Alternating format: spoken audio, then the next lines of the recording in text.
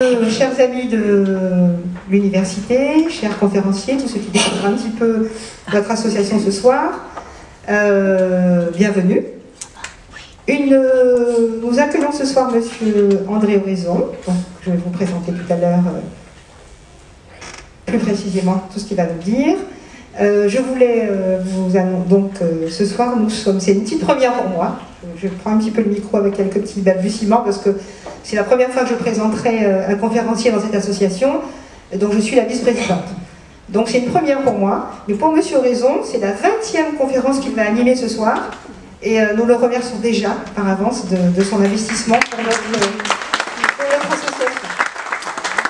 Monsieur Oraison, donc André Oraison, professeur des universités, juriste, politologue, est un spécialiste de droit public international. Et c'est tout naturellement qu'il s'est orienté, et qu'il a orienté ses travaux et ses recherches scientifiques sur les questions de coopération, décolonisation, démilitarisation dans l'océan Indien. Parallèlement à ses travaux universitaires, dirons-nous, il s'est orienté, il a mené des recherches sur tout ce qui concerne le statut administratif et constitutionnel des collectivités ultramarines, des espaces ultramarins français à travers le monde, dispersés dans les océans Antarctique, Pacifique, Atlantique et bien évidemment Océan Indien.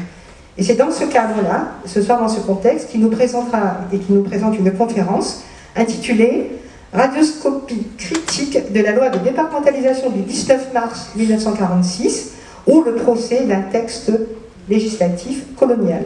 Donc nous accueillons Monsieur André Oraison, nous le remercions déjà.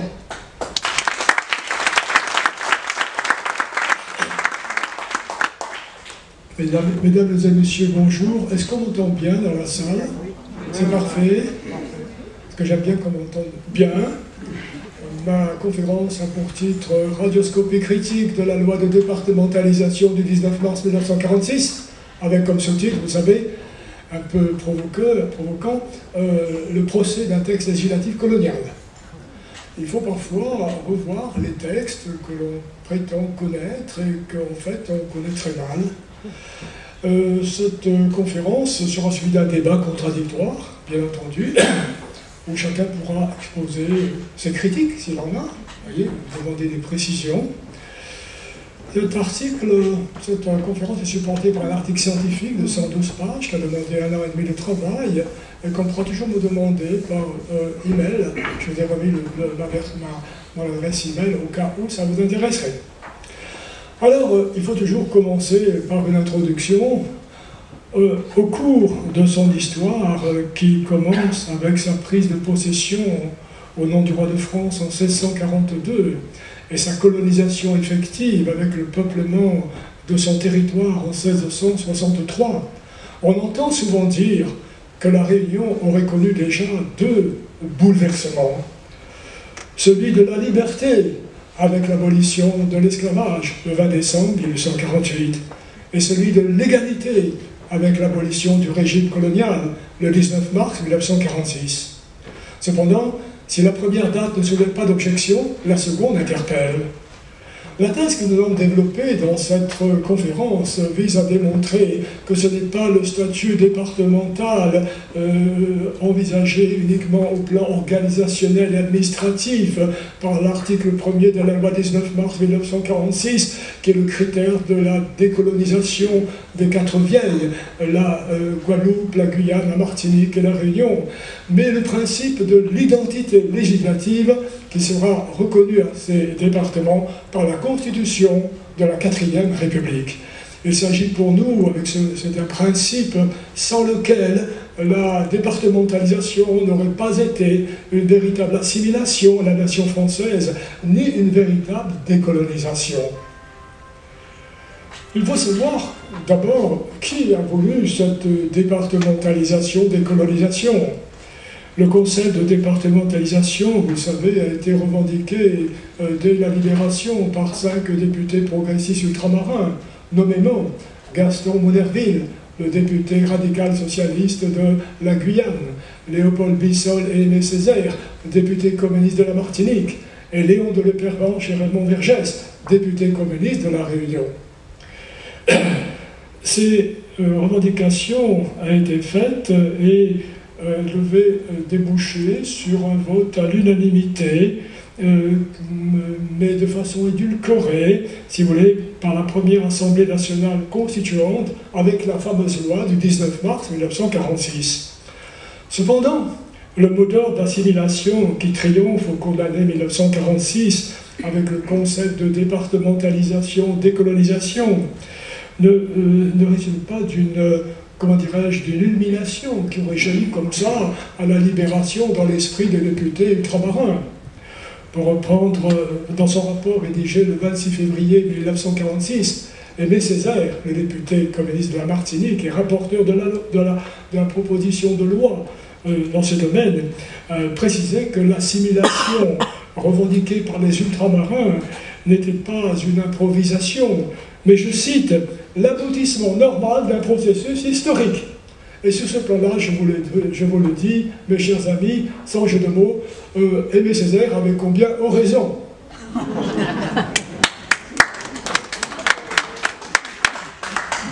Bien entendu, nous allons tout de suite le démontrer, cela. De fait, la problématique se pose depuis que des décrets de la Révolution française, dès 1790, ont divisé le territoire métropolitain en départements. Émanant de représentants ultramarins, des doléances ont aussitôt été émises afin que ce statut départemental soit également étendu aux vieilles colonies. Eh bien, en réponse positive, la Constitution de la Première République, adoptée le 22 août 1795, avait prévu pour toutes les composantes du premier empire colonial français une assimilation à la France hexagonale par l'institution du statut départemental. Jugé égalitariste, ce statut apparaît d'ailleurs à l'époque comme la suite logique de la première abolition de l'esclavage qui avait été décidée l'année précédente par un décret de la Convention du 4 février 1794. Il faut préciser que dans son article 7, la Constitution thermidorienne précise que tous ces éléments coloniaux seront érigés en départements, dont les 4 vieilles, la Guadeloupe, la Guyane, la Martinique et la Réunion. Ces 4 vieilles ont connu le statut département sous la Révolution française. Il faut d'ailleurs préciser que depuis une loi du 1er juillet 1798 qui complète la Constitution en prévoyant dans son article 28 que ces départements seraient également assimilés au plan législatif. On leur reconnaîtrait le principe de l'identité législative. Cependant, vous le savez, ce régime libéral a été remis en cause par la Convention du 13 décembre 1799 qui résulte du coup d'État de Bonaparte, le 18 en 8, et qui rétablit le principe de la spécialité législative dans toutes les colonies et qui réserve le statut département uniquement au territoire métropolitain. Complété par ce principe d'identité législative qui est pour nous fondamental, le statut départemental ne reprendra vie véritablement qu'avec la Constitution du 27 octobre 1946 qui fonde la 4e République. Entre-temps, il faut le dire, des efforts avaient été établis pour restaurer le statut départemental.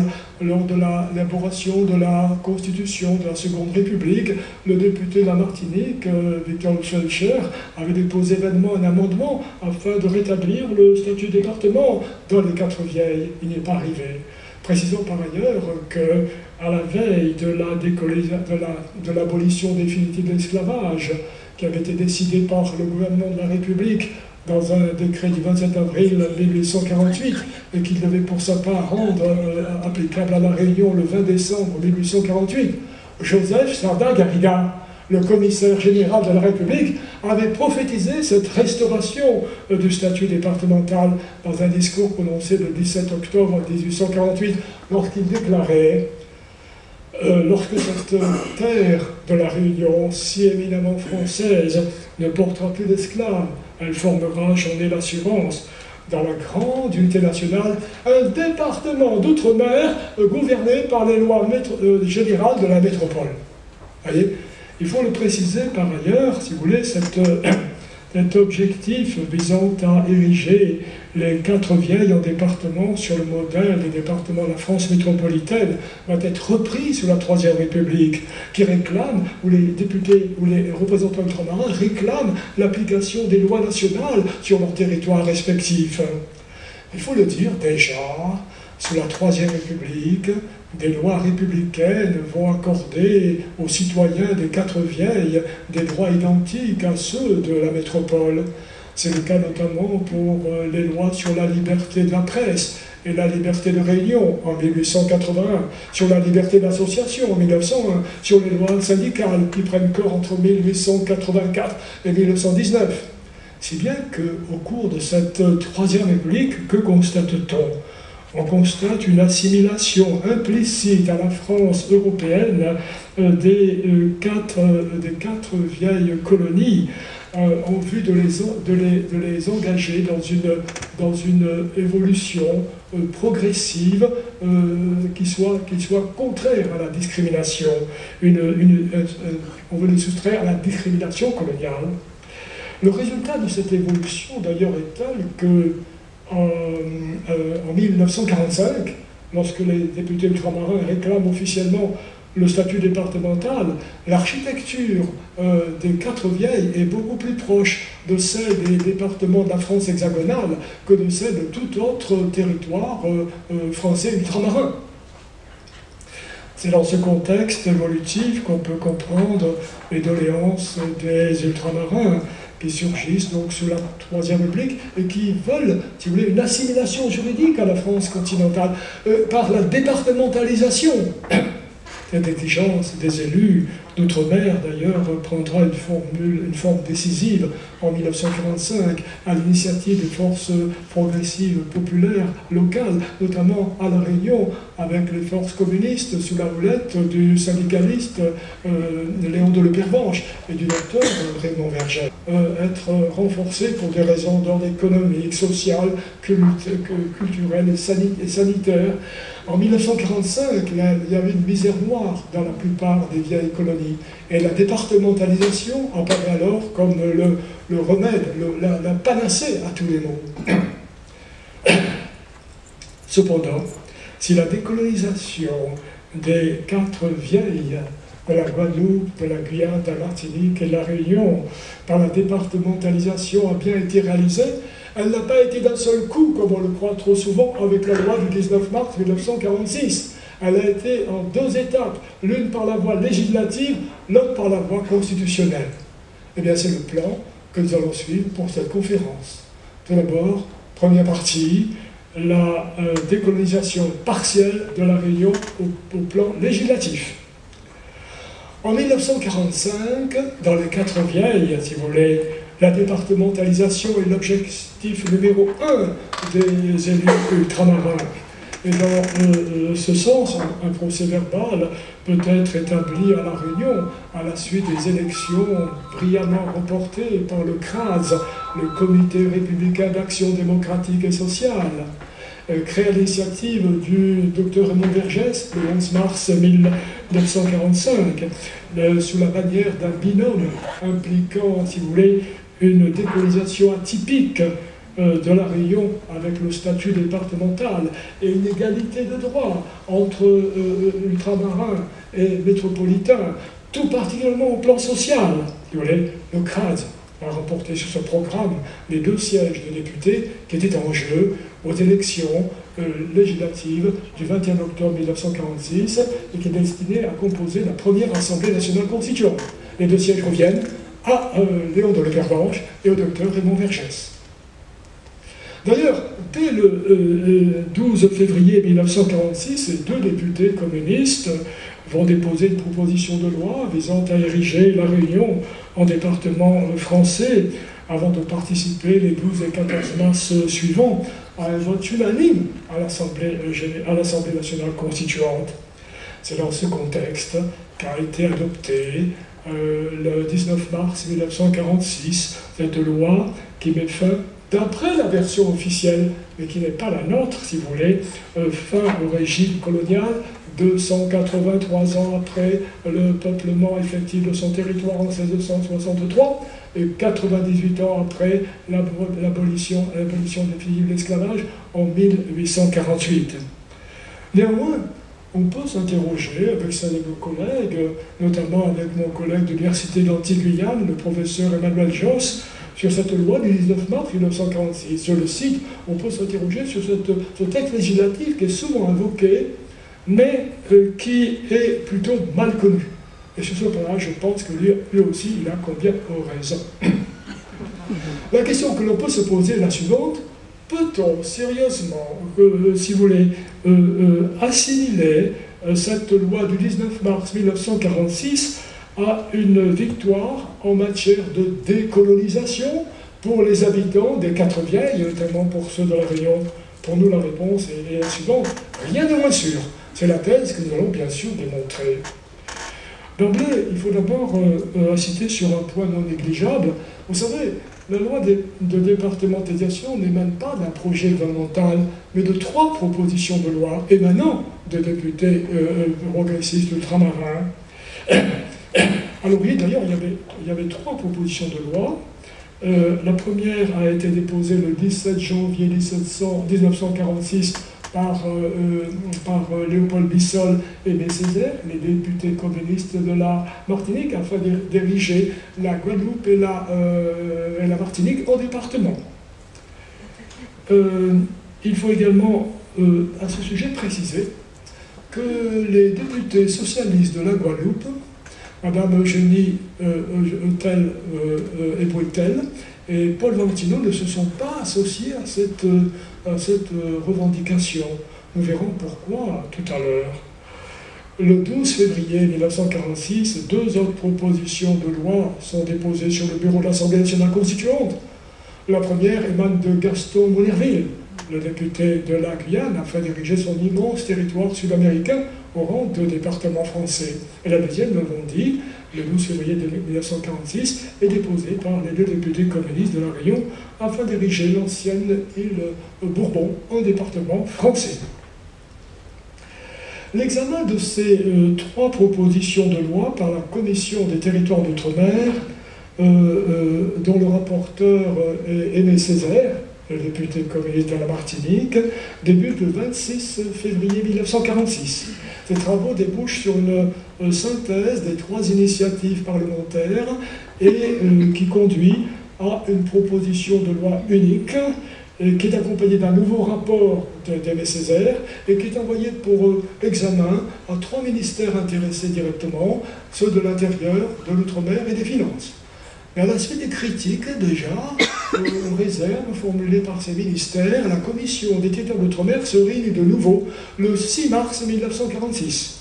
Elle décide de rédiger un nouveau rapport qui ne tient pas compte des critiques qui lui sont faites par les 2 ministres socialistes, Marius Moutet, le ministre de l'Outre-mer, et André Philippe, le ministre des Finances. Il faut d'ailleurs préciser, si vous voulez, que à côté de ces critiques gouvernementales faites à l'encontre de la proposition de loi unique, il y avait aussi les nombreux amendements qui ont été déposés par Paul Valentino, l'un des 2 députés socialistes de la Guadeloupe, qui lui, contre ses collègues, est contre l'assimilation juridique à la nation française. Il est pour le renforcement des compétences des conseils généraux des Quatre-Vieilles, qui existent d'ailleurs dans ces Quatre-Vieilles depuis 1870. Vous voyez, il y avait déjà donc une architecture très semblable de la métropole. En fait, Paul Valentino considère ces députés qui veulent l'assimilation juridique à des jacobins. Lui, au fond, c'est un girondin. Ce qu'il veut, c'est une autonomie des Quatre-Vieilles au sein de la République française.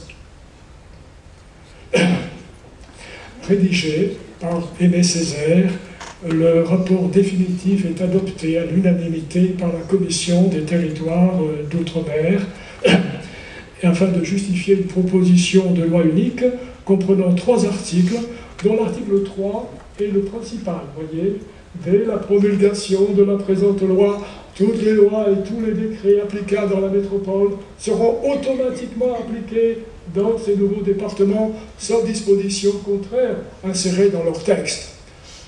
Sauf dispositions contraires insérées dans leur texte. Il faut insister ici sur la préposition « sauf ». Elle a un rôle très important, nous allons le préciser. Cet article 3, si vous voulez, peut être considéré, si vous voulez, comme une proposition de loi de décolonisation, parce que cette proposition de loi consacre le principe de l'identité législative qui a été revendiqué par les 5 députés ultramarins dès 1945. L'article 3 considère en effet que s'il y a des dérogations à la loi nationale, ce ne peut être que des exceptions, et en tout cas des exceptions rarissimes. Voyez, donc voilà. La proposition de loi unique présentée par Aimé Césaire à la première Assemblée nationale constituante doit être considérée comme une véritable proposition de loi de décolonisation des Quatre Vieilles.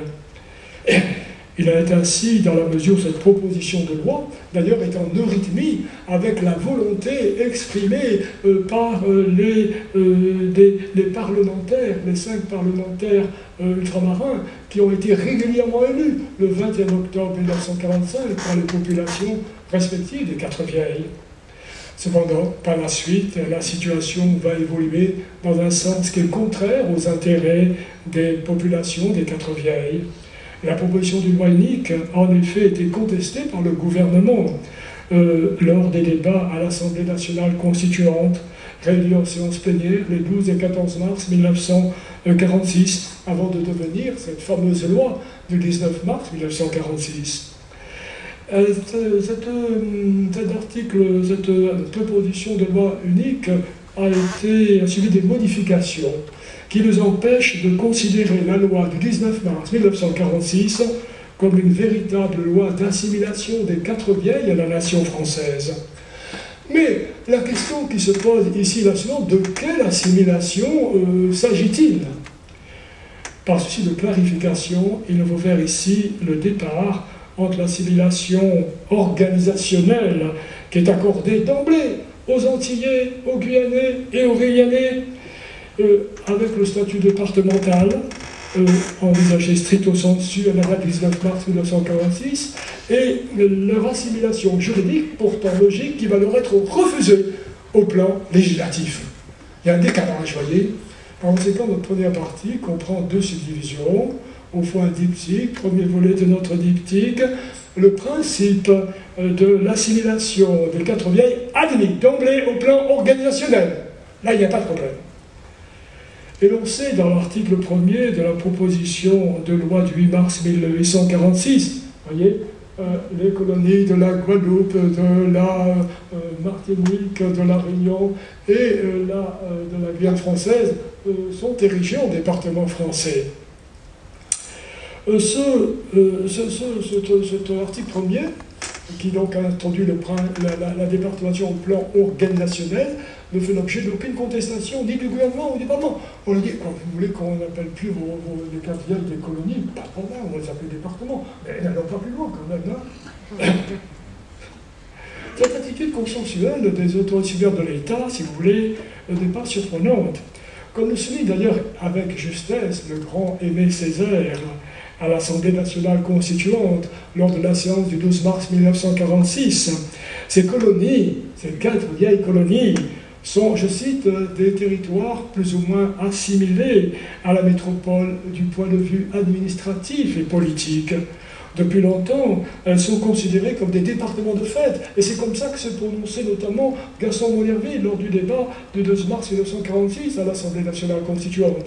Par conséquent, on peut très bien comprendre qu'en 1945, les 5 députés progressistes ultramarins ont voulu que ces départements de fait deviennent tout simplement des départements de droit. La loi du 19 mars 1946 a consacré donc une nouvelle architecture pour les Quatre Vieilles en vertu de son article 1er. On va passer maintenant au grand B.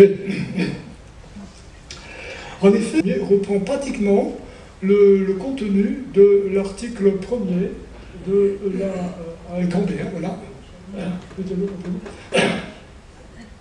Voilà.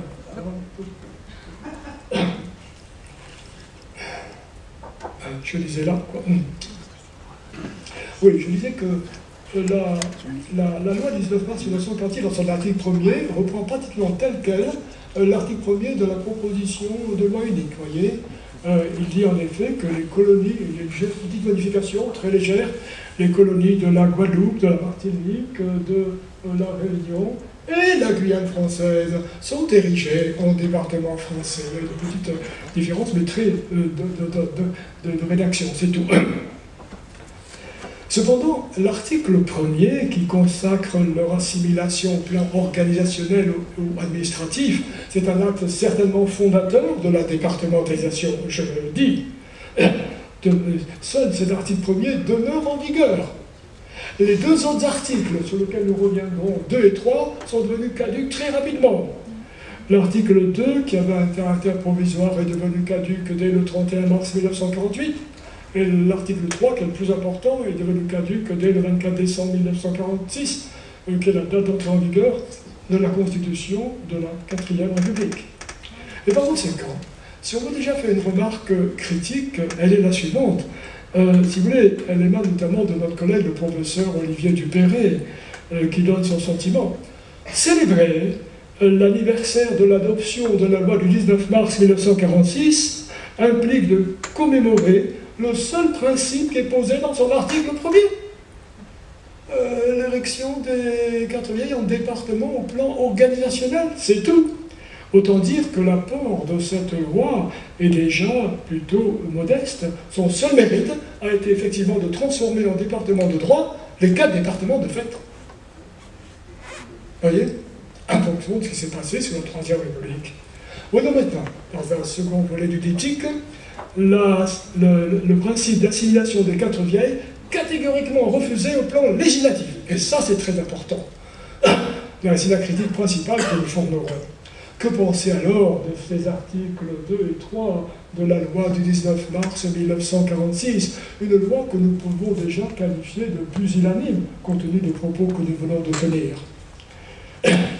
C'est dans son article 1er que l'on dénonçait l'alignement de l'organisation administrative des 4 vieilles sur celle des départements de la France hexagonale ne pose pas de problème. Et l'on va différemment pour le régime législatif et réglementaire de ces 4 nouveaux départements périphériques. Passons rapidement sur l'article 2. L'article 2 de la loi 19 mars 1946 est ainsi rédigé. Les lois et décrets actuellement en vigueur dans la France métropolitaine et qui ne sont pas encore appliqués à ces départements feront avant le 1er janvier 1947 l'objet de décrets d'application à ces nouveaux départements. Alors, ici, il faut le dire, l'article 2 déjà écarte l'application d'une application de plein droit des lois et des décrets existantes en métropole à l'époque. S'il admet s'il prévoit l'extension de la législation et la réglementation existante dans les 4 vieilles, ça sera, si vous voulez, toujours au cas par cas, après une étude approfondie. Autant dire qu'il proroge ce qu'on appelle le principe traditionnel de la spécialité législative, en subordonnant la législation et la réglementation ultramarine à des décrets d'application, des décrets qui tarderont à venir et qui souvent même n'interviendront pas. Comme le souhaitait, entre parenthèses, le ministre de l'Outre-mer, Marius Mottet, qui lui était vraiment contre l'article 3, nous le verrons tout à l'heure, l'article 2 de la loi prévoit une compétence provisoire du gouvernement, seule habilité à agir par décret en matière d'assimilation juridique, si vous voulez, et c'est jusqu'à une date butoir. Tiens, parlons-en de la date butoir pour critiquer cette loi. Cette date butoir, vous savez, avait été voulue par la Commission des territoires d'outre-mer à 3 mois après l'entrée en vigueur de la loi de départementalisation. Mais ce délai a été jugé trop court par Marius Moutet, le fameux ministre de l'Outre-mer. Et ce délai donc a été reporté de plusieurs mois au 1er janvier 1947.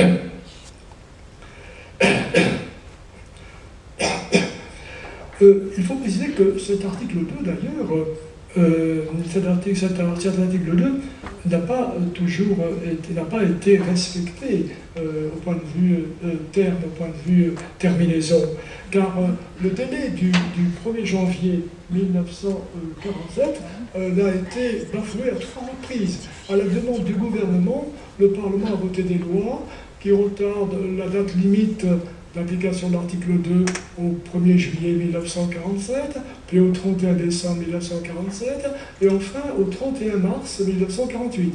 Et j'insiste là-dessus, c'est pour vous dire qu'il y a là déjà un divorce entre les députés ultramarins progressistes et le gouvernement métropolitain. Les députés ultramarins voulaient une application immédiate des lois sociales et au travail, car il y avait urgence dans ces pays qui étaient au bord de la catastrophe. Alors le gouvernement, pour des raisons financières et comptables, voulait retarder cette application, notamment des lois sociales. Alors, nous en arrivons à l'article 3, qui est pour nous l'article principal dans cette loi 19 mars 1946. L'article 3 de la proposition de loi, qui avait été adoptée à l'unanimité par la Commission des territoires d'outre-mer, et qui consacrait le principe de l'identité législative, eh bien, a lui aussi été remanié afin de restreindre les effets de la départementalisation dans les 4 vieilles, et toujours pour des raisons comptables et financières. Dans la loi 19 mars 1946, l'article 3 est ainsi rédigé. Regardez bien, dès la promulgation de la présente loi, les lois nouvelles applicables à la métropole le seront dans ces départements sur mention expresse insérée au texte. Sur mention expresse insérée au texte. Sur mention expresse insérée au texte. J'insiste bien parce que tout est là. Dans cet article 3, mes chers amis, tout est question de vocabulaire, même si le vocabulaire en question ne porte que sur un seul mot, signifiant à l'exception de, ou excepté la préposition « sauf » qui avait été imposée par les députés ultramarins dans la proposition de loi unique, vous voyez, a été remplacée, à la demande du gouvernement métropolitain, par la préposition « sur ». Avec cette permutation d'une préposition par une autre, on n'est pas en présence, on n'est nullement en présence, mes chers amis, d'une simple bagatelle, d'une broutille, d'une peccadille, d'une vétille. La différence entre les deux rédactions est abyssale, dans la mesure où la volonté égalitariste des volontés exigées par Aimé Césaire et la majorité des députés ultramarins n'est pas prise en compte.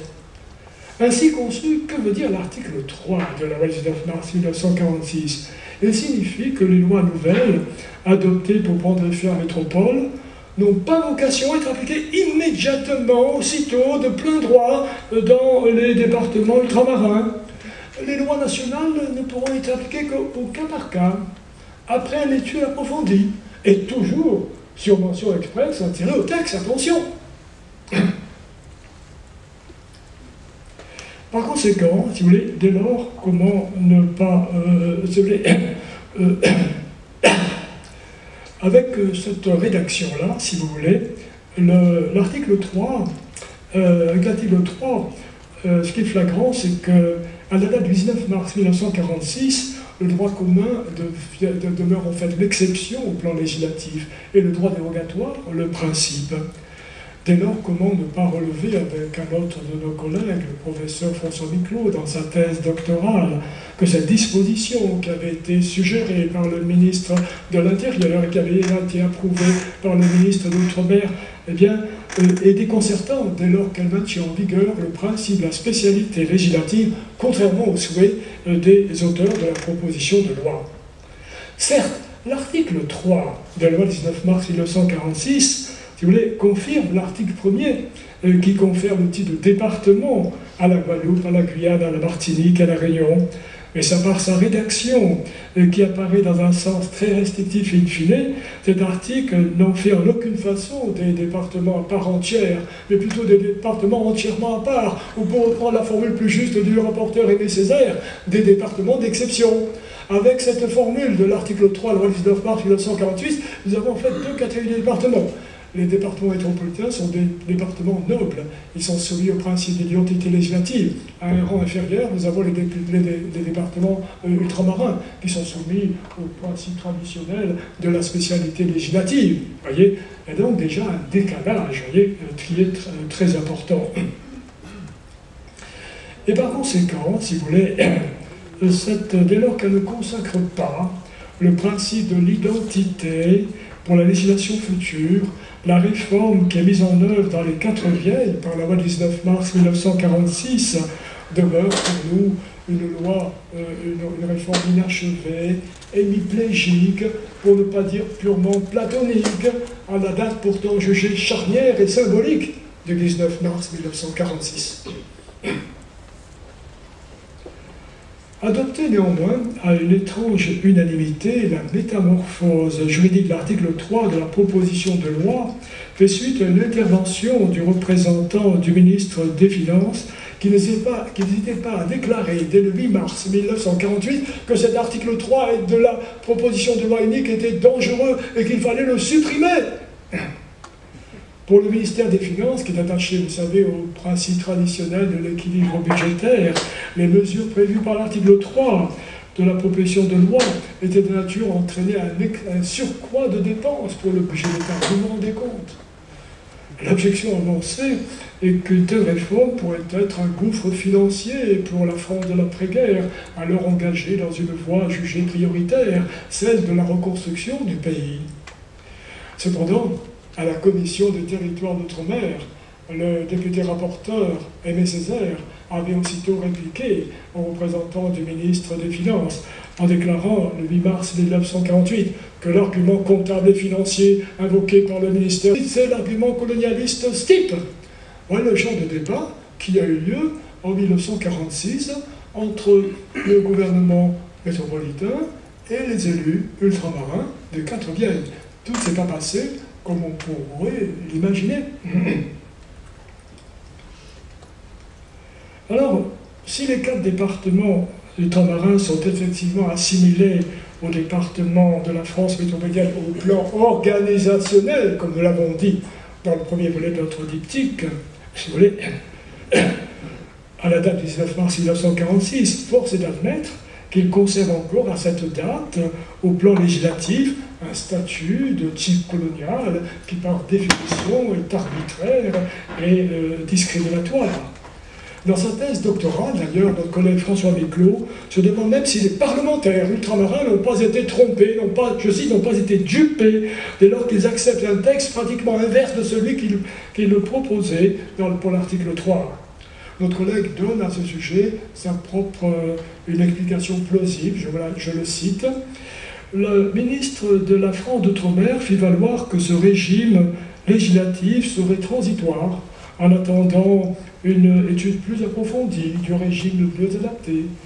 Il semble que cet argument ait emporté l'adhésion à contre-cœur des députés ultramarins, soucieux de voir la loi de départementalisation adoptée à l'unanimité par l'Assemblée nationale constituante. Eugène Rousse lui aussi mis aussi l'accent sur l'attitude contradictoire des élus ultramarins, qui votent d'abord la proposition de loi qui consacre le principe d'identité législative et ensuite qui votent la loi 19 mars 1946 où est affirmé le principe de la spécialité législative. Voici la question que s'est posée Eugène Rousse dans une de ses tribunes libres publiées dans la presse locale, qui sont des tribunes très intéressantes pour connaître l'histoire récente de la Réunion. Voici ce qu'il disait. On peut raisonnablement se poser la question de savoir pourquoi les initiateurs de la loi 19 mars 1946 ne se sont pas battus pour protester contre la mutilation d'un texte qui répondait pourtant aux aspirations profondes des populations ultramarines. La réponse de l'historien de la Réunion avancée est la suivante. Il donne son propre éclairage, que nous allons d'ailleurs justifier après l'avoir énoncé. Voilà ce que disait, pour essayer de comprendre l'attitude contradictoire des élus ultramarins, Eugène Rousse. Il est permis de penser qu'ils ont estimé, ces députés ultramarins, que le changement de statut prévu pour les 4 vieilles dans l'article 1er de la loi constitue à lui seul un précieux acquis obtenu à un moment où l'Assemblée nationale constituante avait à régler d'innombrables problèmes et qu'en conséquence, il n'y avait pas lieu de courir le risque de provoquer un ajournement à une date indéterminée de l'examen de la proposition de loi. Eh bien, sur ce plan-là, je peux le dire, sur le plan juridique, cette interprétation, elle est crédible, et je vais le démontrer. Certes, en vertu de l'article 4 d'une loi constitutionnelle de 2 novembre 1945 qui prévoit l'organisation provisoire des pouvoirs publics, l'Assemblée nationale constituante dispose du pouvoir législatif. Elle a compétence pour voter des lois ordinaires, et c'est-à-dire elle le fera lorsqu'elle va voter la loi du 19 mars 1946, qui est une loi ordinaire. Oui, mais la première Assemblée nationale constituante a été élue pour donner à la France une nouvelle constitution, la constitution de la 4e République. Or, cet objectif, donner à la France une nouvelle constitution, devait, en vertu de l'article 6 de la loi constitutionnelle du 2 novembre 1945, être atteint, je cite, au plus tard 7 mois après la première réunion de l'Assemblée nationale constituante. Dans ce contexte, celui de l'urgence, par conséquent, les députés ultramarins pouvaient donc craindre que la loi de départementalisation ne puisse être adoptée avant que les membres de l'Assemblée nationale constituante ne se séparent. La loi du 19 mars 1946, les amis, n'est pas une loi d'assimilation, car elle ne consacre pas le principe d'identité pour la législation future, qui est pour nous pourtant la conséquence obligée d'une réelle départementalisation. Dans son article 3, que nous avons énoncé, si vous voulez, dans son article 3, la loi maintient un principe, si vous voulez, qui est situé aux antipodes de la décolonisation, avec le principe de la spécialité législative, qui est un héritage de l'ancienne France coloniale, par principe arbitraire et discriminatoire, et remontant très loin dans le passé, avec, sous l'ancienne France monarchique, ce qui, entre parenthèses, n'est pas fait pour nous rajeunir. Ainsi, pour nous, le triomphe affiché par les turiféraires inconditionnels de la loi du 19 mars 1946 doit être tempéré sur un point qui, pour nous, est loin d'être anodin.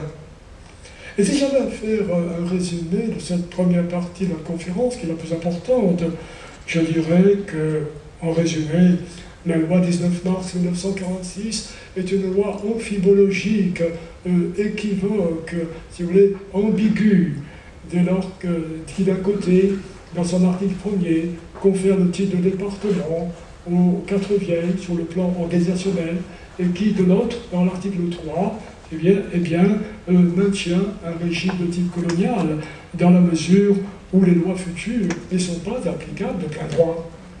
Comme dans les 3 départements français d'Amérique, la Guadeloupe, la Guyane et la Martinique, le premier département français, le premier département français de l'océan Indien, la Réunion, demeure, si vous voulez, à la date pourtant symbolique du 19 mars 1946, un département sans effet concret.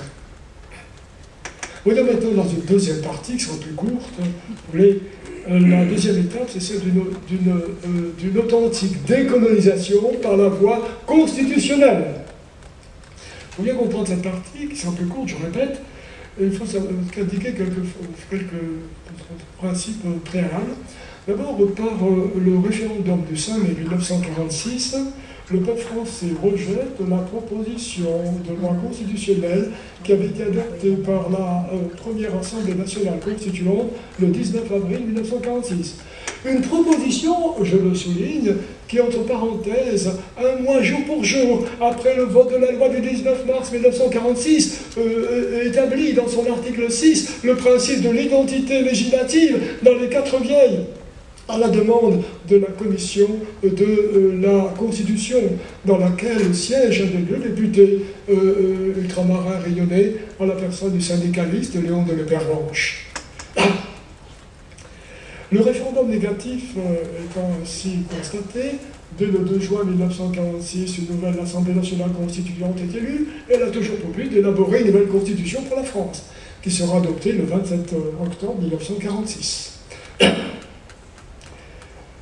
C'est dire avec notre collègue François Duclos, d'ailleurs, cette évolution, que l'assimilation des droits des quatre vieilles incombe autant, sinon plus, à la Constitution du 27 octobre 1946 qu'à la loi du 19 mars 1946, dans la mesure où, si vous voulez, les députés ultramarins qui n'ont pas obtenu une totale satisfaction sur le plan législatif vont quelques mois plus tard l'emporter sur le plan constitutionnel.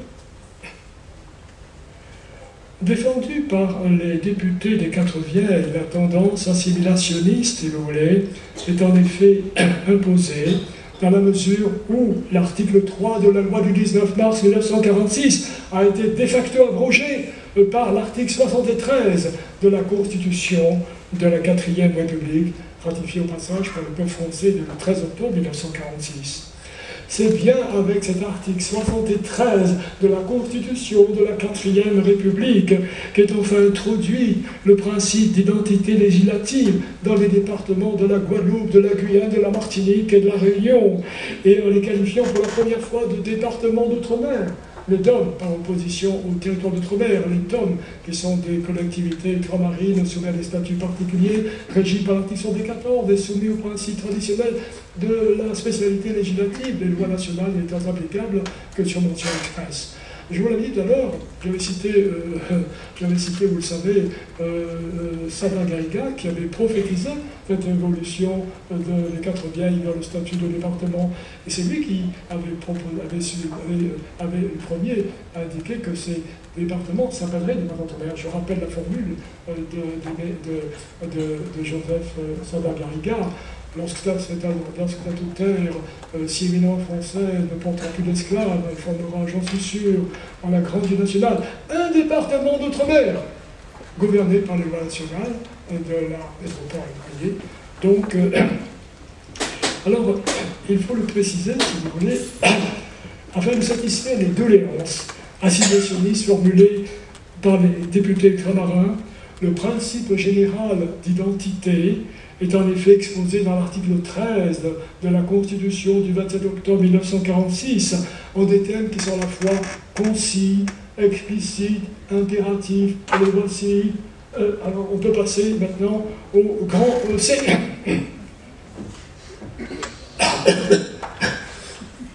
Et voici, j'attends que ce soit mis comme ça on va le commenter. Oui, je répète que les doléances assimilationnistes formulées par les députés ultramarins vont effectivement être consacrées dans l'article 73, qui avait déjà un terme, je l'ai dit, à la fois concis, explicite et impératif. Les voici. Le régime législatif, le régime législatif des départements d'outre-mer est le même que celui des départements métropolitains, sauf exception déterminée par la loi. Le régime législatif des départements d'outre-mer est le même que celui des départements métropolitains, sauf exception déterminée par la loi. Ah, vous le voyez, dans cet article 73, il n'y a plus la proposition sûre qui figurait dans la loi du 19 mars 1946, mais la proposition sauf qui existait déjà dans l'article 3 de la proposition de loi unique qui avait été adoptée par la Commission des territoires d'outre-mer le 8 mars 1946, voyez. Et c'est bien par cette permutation de la sauf que l'on peut dire que l'article 73 consacre enfin le principe de l'identité législative, et de manière très claire. Il ne peut pas être plus clair. Le régime des départements d'outre-mer est le même que celui des départements métropolitains. Que voulez-vous dire de plus? Alors, si vous voulez, en vertu de cette disposition, il est désormais clairement acquis que le droit commun, tant convoité au plan législatif dans les quatre vieilles, devient le principe, et cette fois-ci, le droit dérogatoire devient l'exception. Au plan législative, si vous voulez, le Parlement, vous savez, peut toujours, s'il veut, exclure un ou plusieurs des départements du champ d'application nationale.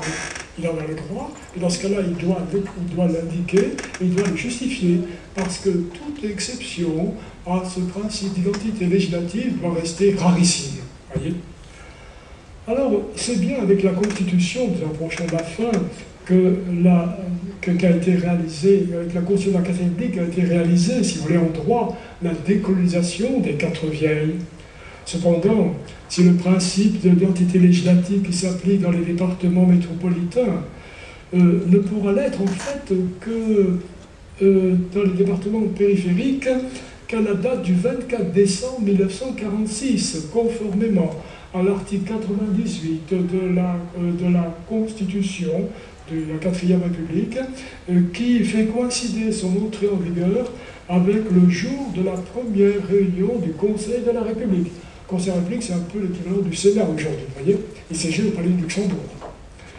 Dans son avis consultatif du 29 avril 1947, le Conseil d'État confirme que c'est bien l'article 73 de la Constitution du 27 octobre 1946 qui entraîne l'abrogation tacite de l'article 3 de la loi du 19 mars 1946. La présidente a noté qu'en vertu des termes de son article 73, les constituants ont voulu assimiler les départements d'outre-mer aux départements métropolitains, d'une manière totale.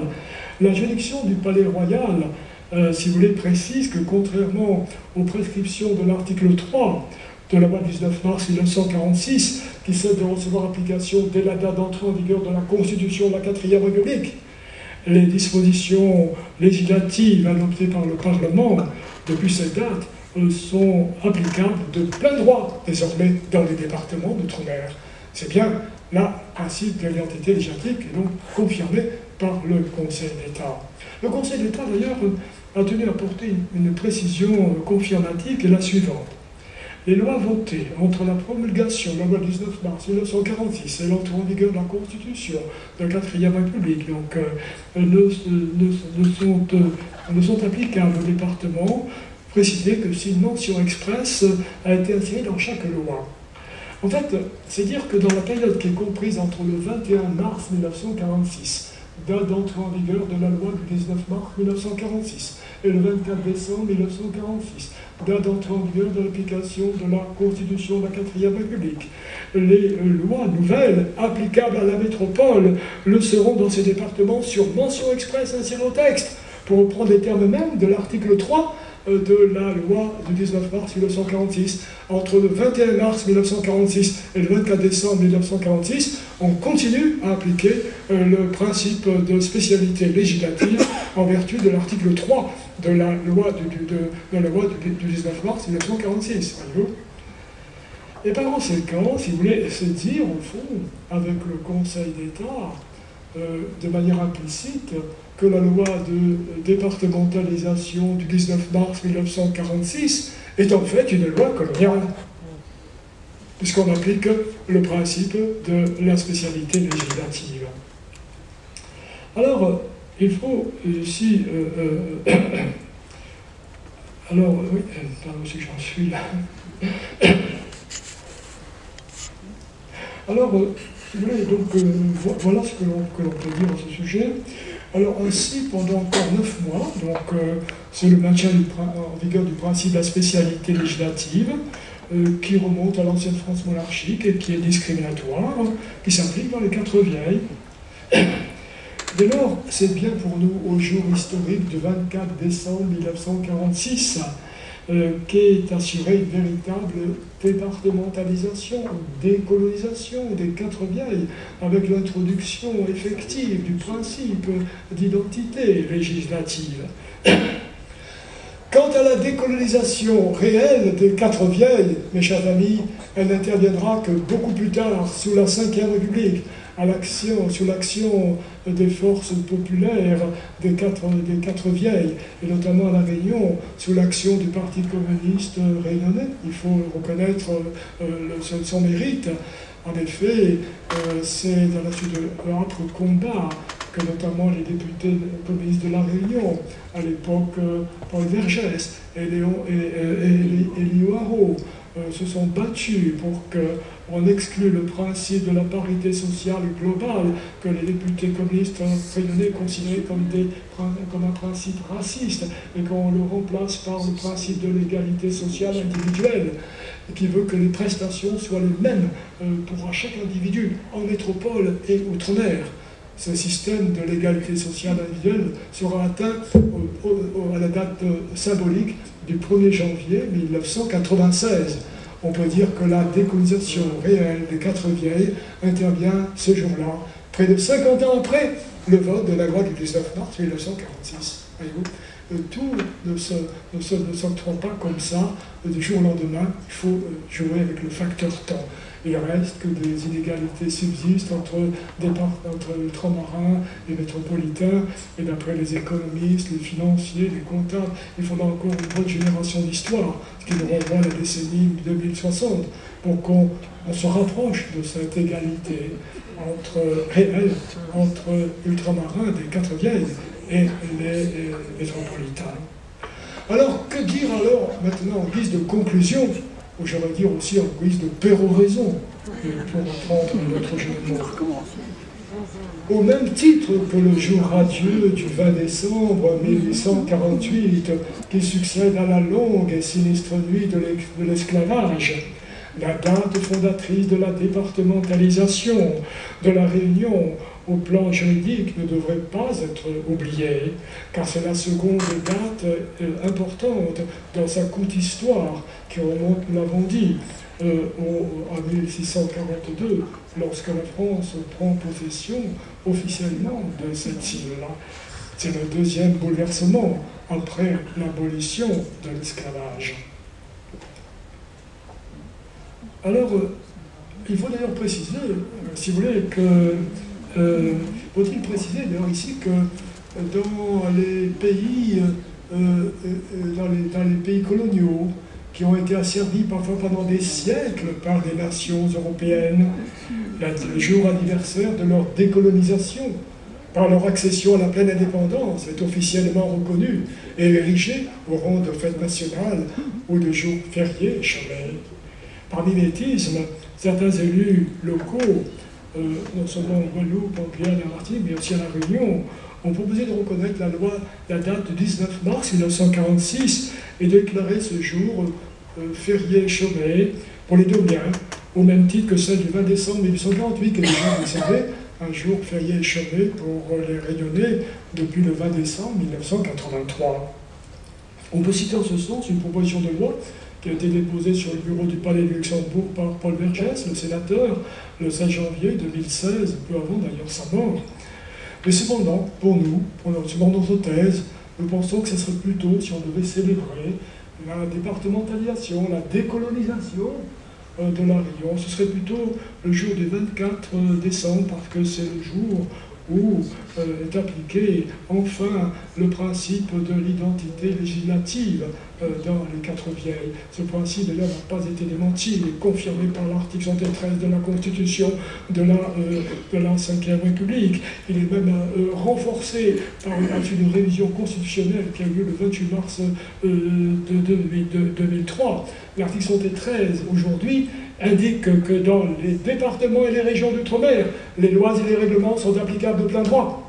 C'est ma conclusion, avant de passer au débat contradictoire. Je vous remercie de votre attention.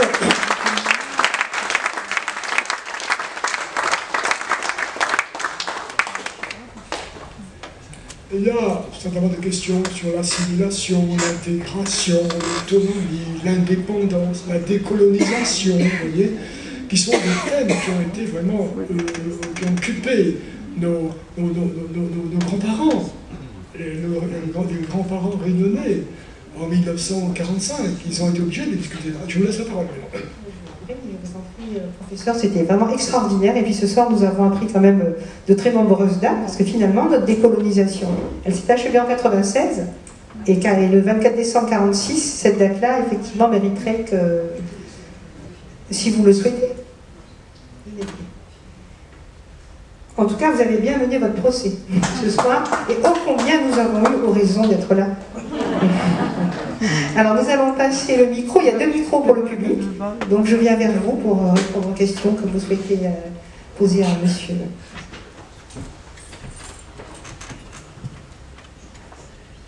Merci, monsieur Raison. J'ai assisté à vos 2 conférences, la première il y a 4 mois.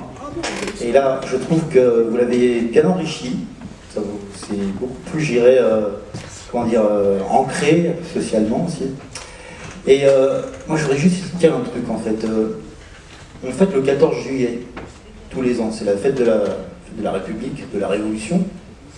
Et 14 juillet, en fait, quelques centaines, peut-être des milliers de Parisiens se sont emparés d'une Bastille, où il y avait des armes à prendre, où il y avait des canons à récupérer, parce qu'il fallait défendre Paris contre une éventuelle reprise en main par les troupes royalistes.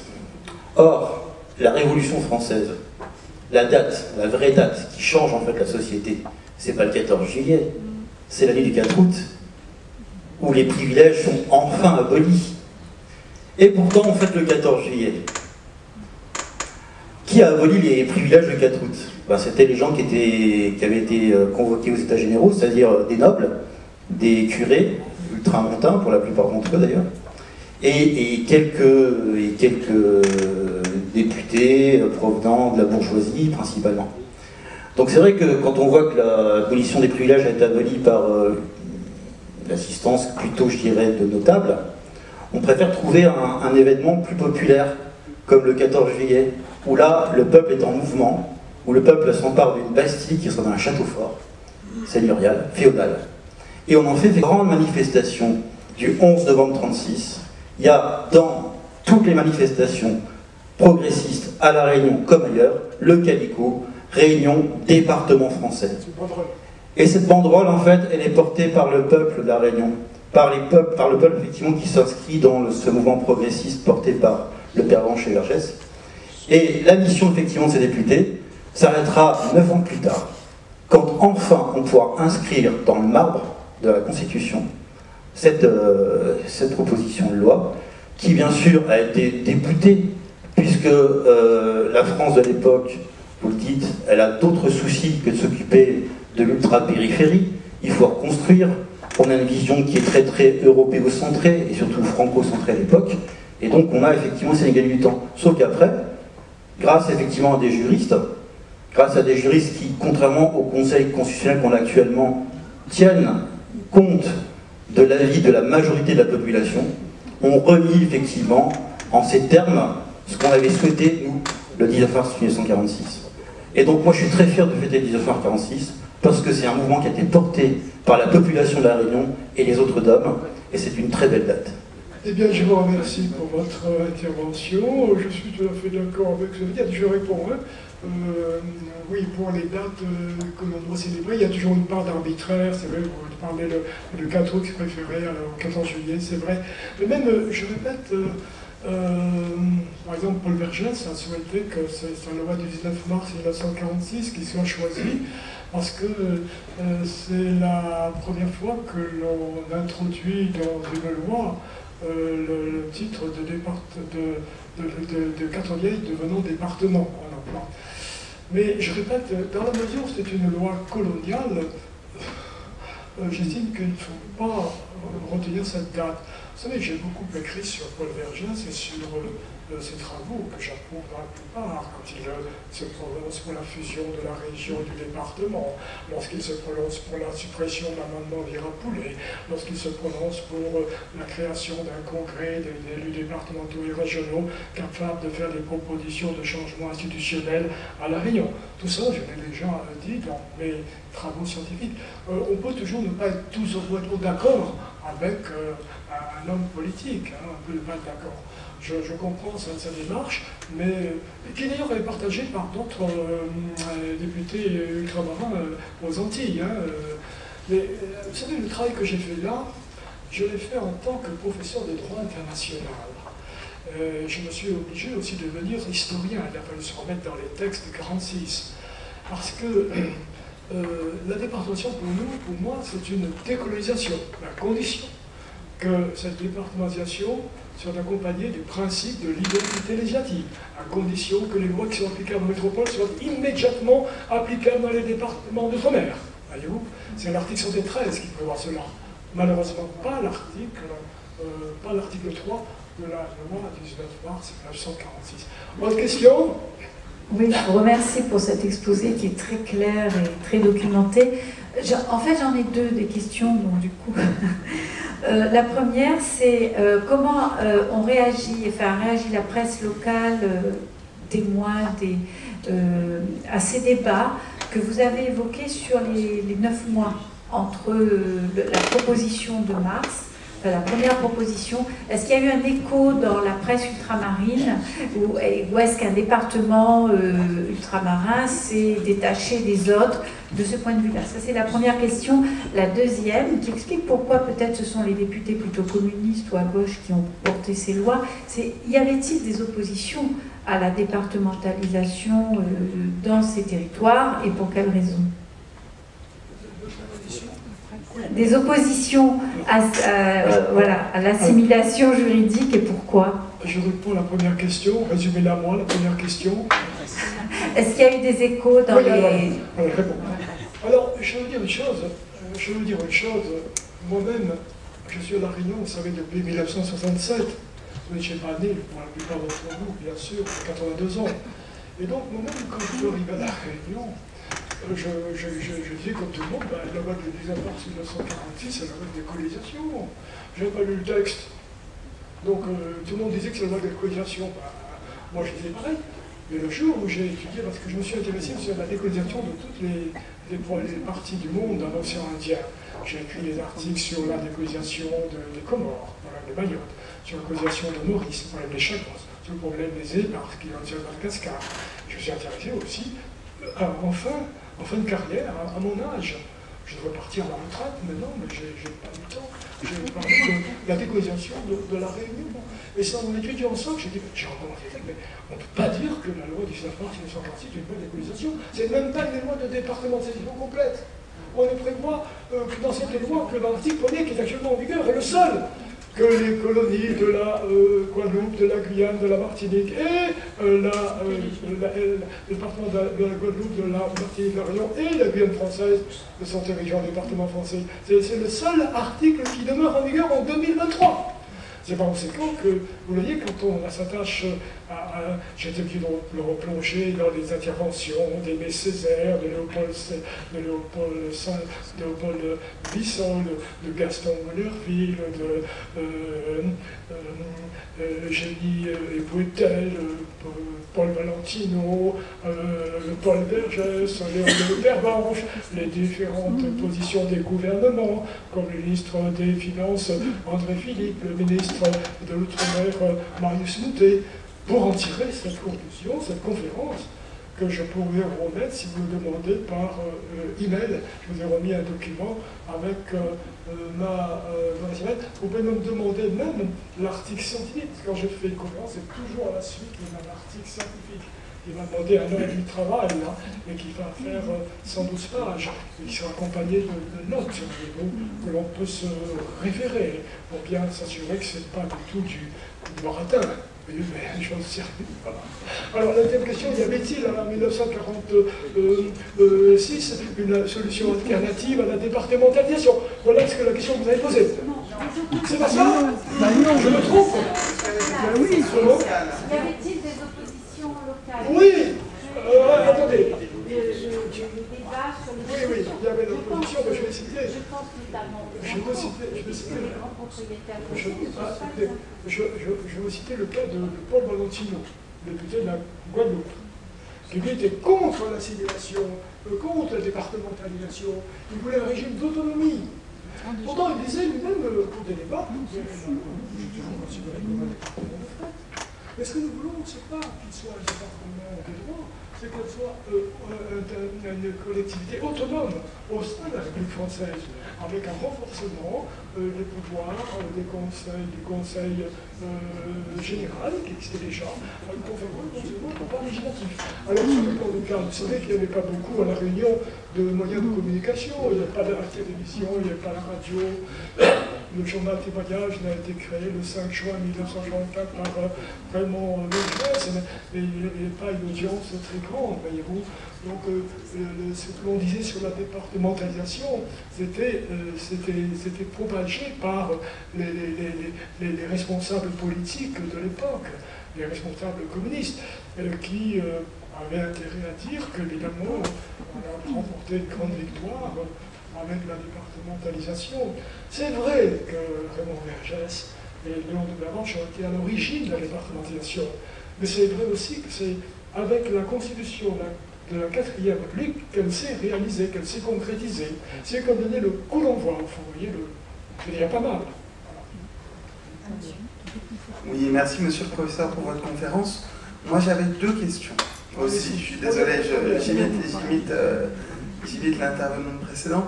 Alors, ma première question, c'est, j'ai suivi avec beaucoup d'intérêt la manière dont vous avez analysé les différences entre le texte de la commission adopté à l'unanimité par la commission de l'outre-mer et celui qui est issu des débats à l'Assemblée nationale. Et sur l'article 2, il y a quelque chose qui m'a interpellé, qui est que dans l'article 2 tel qu'il est issu du rapport adopté, du rapport d'Aimé Césaire, il y a une mention expresse des lois sociales. Oui. Et cette mention expresse des lois sociales n'apparaît plus dans l'article 2 de la loi du 19 mars 1946. Alors, est-ce que vous avez des précisions à nous apporter sur les raisons pour lesquelles il y a eu ce changement de rédaction? C'est très bien d'avoir fait ce changement, parce qu'effectivement, il faut lire le texte pour voir qu'il y a un problème. C'est vrai que dans la proposition de loi unique, qui a été votée, comme vous l'avez dit, à l'unanimité par la commission des territoires d'outre-mer le 8 mars 1948, après le rapport rédigé par Aimé Césaire, il est bien dit que les lois sociales devront être appliquées dans un délai de 3 mois après l'entrée en vigueur de la loi de départementalisation. Parce que pour les députés ultramarins qui étaient confrontés à des problèmes graves, les maladies, on vit dans les bidonvilles, à La Réunion, en Martinique, la tuberculose, la lèpre, la malaria, faisaient des dégâts considérables. Et pour les députés ultramarins, il y avait une urgence à ce qu'on applique les lois sociales. Mais ça, justement, ça n'a pas plu au gouvernement. Il disait, mais comment le ministère des Finances disait, mais l'article 3, il est dangereux, il faut le supprimer. Donc, qu'est-ce que vous demandez? On vous donne les petits départements, contentez-vous de ça. En fait, on leur disait ça. Il disait, des Finances. Sur quoi le monsieur le ministère a répondu, mais notre argument comptable, c'est un argument colonialiste type. Vous voyez, le genre de débat qui a eu lieu. C'était pas consensuel du tout, en 1946.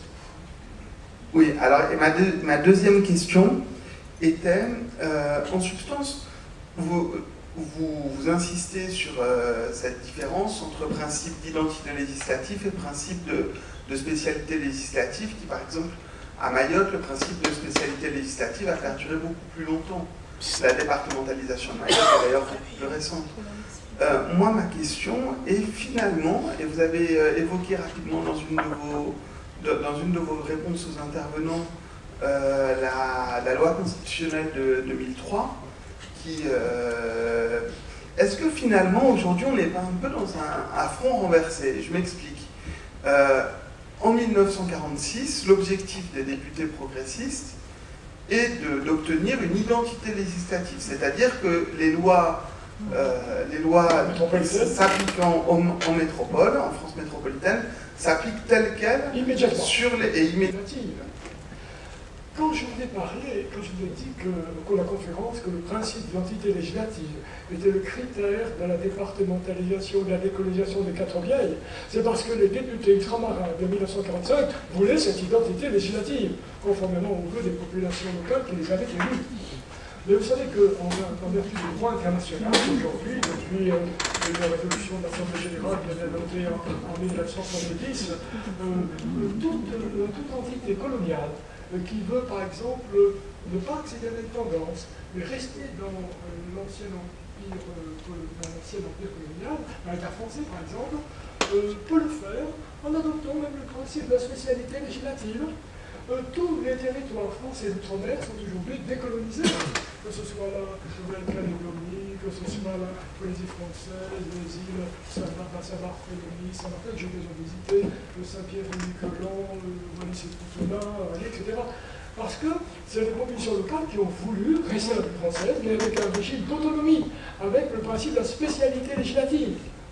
Donc il faut bien comprendre cela, qu'en France, alors justement, il y a actuellement un débat à La Réunion pour savoir s'il ne faut pas évoluer dans un sens qui est majeur de cela. Je dois vous dire une chose, si vous voulez, c'est que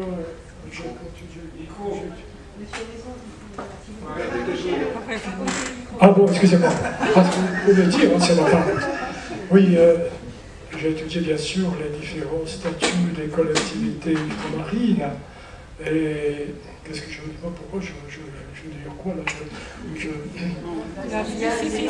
Oui, il y a un débat actuellement pour savoir si on ne doit pas aussi admettre davantage de spécialité législative, de l'autonomie au fond législative. Hein. Alors oui, c'est actuellement le débat. Je prépare aussi une conférence qui sera faite l'année prochaine, ensuite une étude scientifique qui va apparaître l'année prochaine sur la suppression de l'amendement de Rapollet. En effet, vous savez que déjà, dans l'article 73 alinéa 3, les départements d'outre-mer, bien qu'étant assimilés au principe de l'identité législative, peuvent dans certains domaines, sur habilitation du Parlement ou des gouvernements, légiférer. Comme cela s'est fait notamment en Guadeloupe, en Martinique, en matière de transport public, en matière de développement énergétique, etc. etc.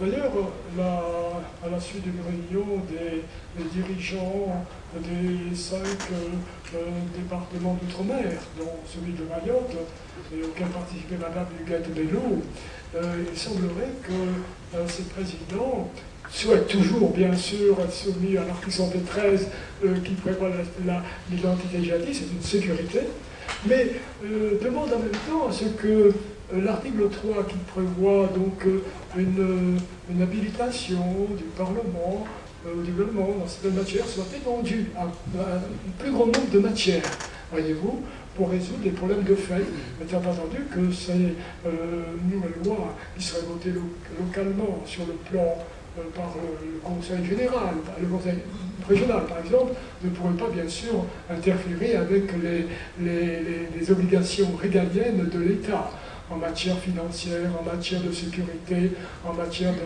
de procédure électorale, en matière de monnaie, de change, etc., de maintien de l'ordre, de la sécurité, vous voyez. Donc c'est un débat. Mais je crois quand même que les dirigeants des 5 départements d'outre-mer sont sur cette idée-là. On maintient le principe, en ma connaissance, jusqu'à nouvel ordre, le principe de l'identité législative, parce qu'il est bon parfois d'avoir les mêmes lois à la Réunion qu'à métropole dans ce propre domaine. C'est un de plus. Hein. Mais en même temps, pour permettre un développement original, spécifique de chacun de ces départements d'outre-mer, peut-être donner un pas davantage de pouvoir au Conseil général, au Conseil régional, vous voyez. Ça, c'est un débat qui est actuellement en cours et il sera certainement clarifié lorsqu'il y aura des propositions de loi constitutionnelle qui vont forcément intervenir avant le mois de juin 2024, donc avant l'année prochaine, à propos de la Nouvelle-Calédonie. À l'occasion du nouveau statut de la Nouvelle-Calédonie qui va impérativement intervenir avant le mois de juin 2024, les gouvernements pourront insérer des propositions émanant des différents départements d'outre-mer dans les domaines qui leur semblent intéressants, notamment la suppression de l'amendement du Rapollet. Vous voyez, voilà. La question. Oui, donc moi je ne suis pas historien, je suis un simple citoyen qui vit à La Réunion depuis 1977. Lorsqu'on est arrivé à La Réunion, on avait une expression politique très forte pour l'indépendance. Et je me suis posé la question par rapport aux vœux du père de Paul Vergès, si cet outil n'était pas un outil de pression pour obliger nos gouvernants à donner, entre guillemets, l'égalité, puisqu'après, on voit que Paul Vergès est devenu président de la région, qu'il a joué le jeu de l'intégration complète, Sauf que j'ai vu récemment le PIB de la Réunion, je crois qu'il était autour de 21 500 $, inférieur à l'île Maurice, et il est considéré sur le plan international comme étant quelque chose de très faible et qui nécessite des aides. En plus, à la Réunion, justement par rapport à ce souci de l'égalité, le développement de la Réunion est partiellement financé par la Réunion, avec l'octroi de mer, donc qui montre encore qu'il y a un gros décalage. On a des pourcentages de chômage, des situations de pauvreté qui sont encore énormes. Et donc je me demande si c'est pas un petit peu un leurre de dire qu'on a l'égalité, parce que, enfin moi je la vois pas, hein, je vous dis, donc je sais pas ce que vous en pensez, et si vous travaillez dans cette direction. Oui, je vous remercie pour votre question. Au départ, vous demandez si la revendication de l'autonomie. Il n'était pas question d'indépendance pour le Parti communiste réunionnais, jamais. J'ai vu ça, j'ai écrit sur le Parti communiste réunionnais, les activités critiques.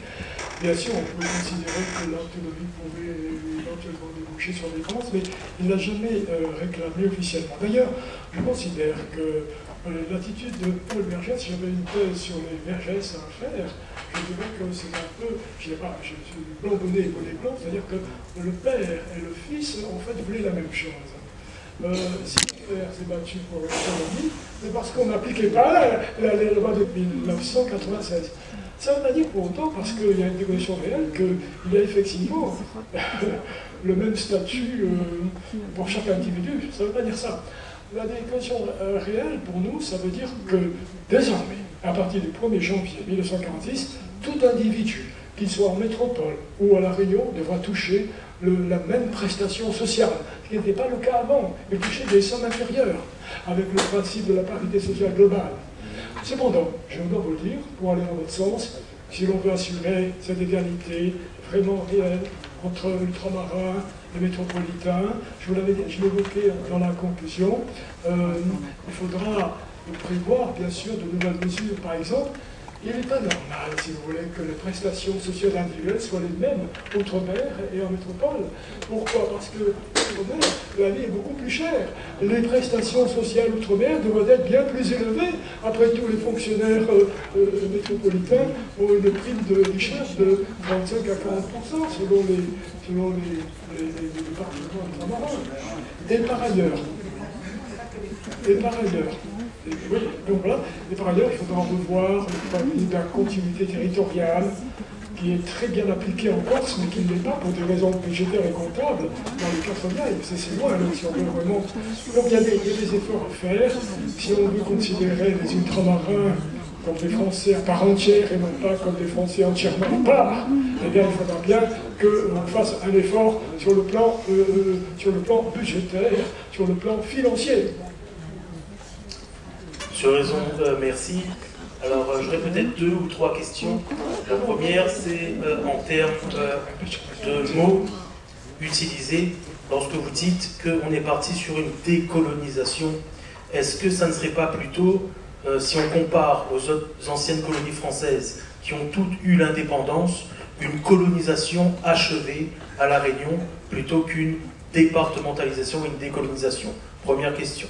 La deuxième question, c'est, et je rejoins un peu l'autre intervenant, en termes d'identité législative spécifique à La Réunion.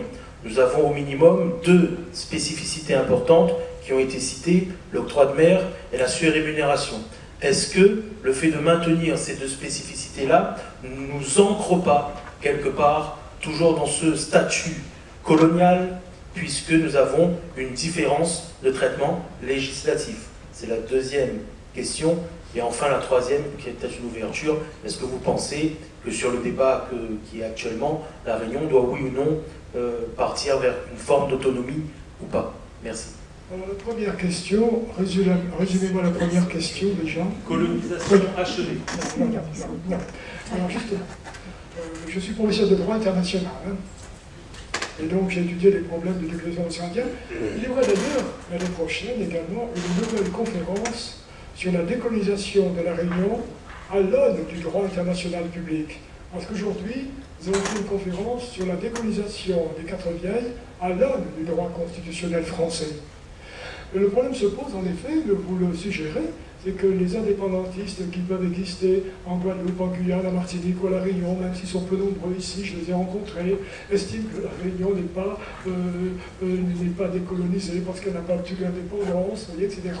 Micro. Cependant, je dois le dire tout de suite, je réponds très catégoriquement, en tant que professeur de droit international.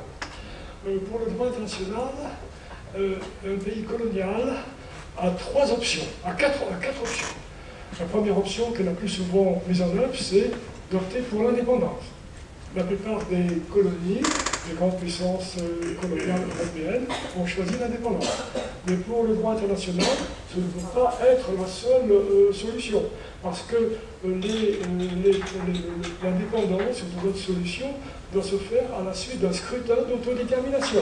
Et on ne peut pas dire, parce que vous choisirez l'indépendance, on vous l'impose, c'est pas possible.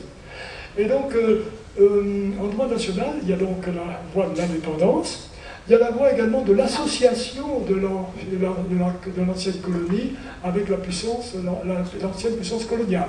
C'est le cas par exemple de Porto Rico, qui a un statut au fond d'État associé aux États-Unis. Ce n'est pas un État membre de la Fédération américaine, mais c'est un État associé. Il y a également le troisième cas, c'est celui de l'intégration. D'après le droit international, on le verra l'année prochaine, des populations locales peuvent être décolonisées si elles demandent l'intégration à l'ancienne puissance coloniale, à condition que les droits des ultramarins soient les mêmes que celles des métropolitains. C'est ce qu'ils ont fait en 1946 en demandant un principe de l'identité législative. Mais il y a une quatrième solution maintenant, qui a été adoptée par l'Assemblée générale des Nations Unies en 1970 et qui déclare que tout territoire colonial peut se considérer comme décolonisé s'il choisit un régime d'autonomie dans l'ancienne puissance coloniale avec le principe de la spécialité législative. C'est le cas de tous les territoires français d'outre-mer qui ne sont pas des départements. Ils sont décolonisés. Même s'il y a un problème spécifique en Nouvelle-Calédonie avec la différence entre le Canada et le Canada, ils sont liés. Donc je réponds, la loi 19 mars 1946 n'est pas une forme de colonisation. Non, pas en droit en tout cas. Les populations locales choisissent ce qu'elles veulent bien choisir. Deuxième question. C'était sur le fait qu'avec les spécificités législatives locales, notamment l'octroi de mer et la surrémunération, est-ce que ça nous inscrit encore dans cette distinction-là similaire à une colonie? Oui, alors, il y a encore bien sûr des spécificités. Vous parlez de l'octroi de mer, la rémunération des fonctionnaires, etc. Mais ça, pour moi, c'est des questions, au fond, que je qualifie de détails. Ce n'est pas des questions majeures. Au fond, la question se pose d'abord, est-ce que les populations locales veulent être intégrées ou pas? C'est ça la question. S'ils veulent l'intégrer, eh bien, ils doivent le dire, ils le disent d'ailleurs. S'ils veulent autre chose, ils doivent le dire. S'ils est rayonné par un volet régime d'autonomie, qu'ils le choisissent, attention dans ce cas-là. Parce que si on choisit l'autonomie, il faut savoir que l'aide de la France va diminuer. Et que l'aide de l'Europe communautaire disparaît. Donc, moi personnellement, je stipule qu'il faut maintenir la Réunion et les autres départements d'outre-mer, qui d'ailleurs ne la même chose, sous le régime de l'article 73, qui prévoit l'identité législative. Troisième question. Vous venez d'y répondre. C'est ce qu'il faut évoluer. Voilà. Merci. Oui, voilà. Donc, vous voyez, il ne faut pas... pour moi, la Réunion est décolonisée. Alors que les Réunionnais disent qu'on est bien comme ça. Je dois vous dire d'ailleurs que depuis que je suis arrivé à La Réunion, j'ai vu quand même des progrès considérables. Quand je suis arrivé en 67, il y avait beaucoup de bidonvilles partout, à Saint-Denis, au port, il n'y avait pas de 4 voies, il n'y avait pas beaucoup de maladies encore, malaria, lèpre, etc. Monsieur Oraison, nous avons encore oui. un auditeur qui souhaite allons-y. interviewer, questionner. Oui, bonsoir tout le monde. Monsieur Oraison, on a écouté votre conférence avec beaucoup de plaisir. Et moi, je ne suis pas un spécialiste de rien, moi. Moi, c'est un spécialiste de moi-même. Mais moi, c'est un spécialiste de l'histoire commune de mes ancêtres, que j'ai arrivé ici depuis 1760. Mon papa était un militant et il avait parti du CRAT.